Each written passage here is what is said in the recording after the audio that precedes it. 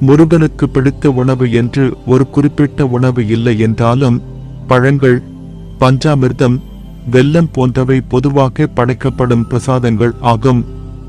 முக்கியமாக பக்தியுடன் எந்த உணவை படைத்தாலும் முருகன் அதை ஏற்றுக்கொள்வார் என்பது நம்பிக்கை. முருகன் கடவுளுக்கு பிடித்த உணவு குறித்த தெளிவான மற்றும் ஒரே ஒரு பதில் கிடைப்பது கடினம். ஏனெனில் பல்வேறு புராணங்கள் மற்றும் மரபுகள் வெவ்வேறு விதமாக கூறுகின்றன.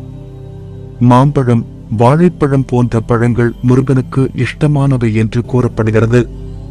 பழனி முருகனுக்கு பஞ்சாமிர்தம் செய்து படைப்பது வழக்கம் என்பதிலிருந்து இதை அறியலாம். பழங்களுடன் வெல்லம் சேர்த்து படைப்பது முருகனுக்கு உகந்தது. பால் மற்றும் பால் பொருட்களும் முருகனுக்கு பிடித்தவை. கடவுளுக்கு பிடித்த உணவு என்பதை விட நாம் அவரை எவ்வளவு பக்தியுடன் வழிபடுகிறோம் என்பதுதான் முக்கியம். ஒவ்வொருவர் நம்பிக்கைக்கும் பகுதிக்கும் ஏற்ப கடவுளுக்கு பிடித்த உணவுகள் வேறுபடலாம்.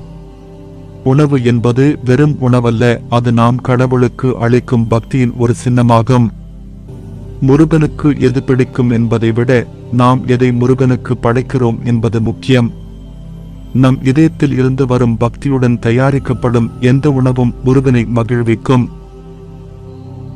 இது ஒரு பொதுவான தகவல் மட்டுமே. தனிப்பட்ட நம்பிக்கைகள் மற்றும் பழக்க வழக்கங்களுக்கு ஏற்ப இவை மாறுபடலாம்.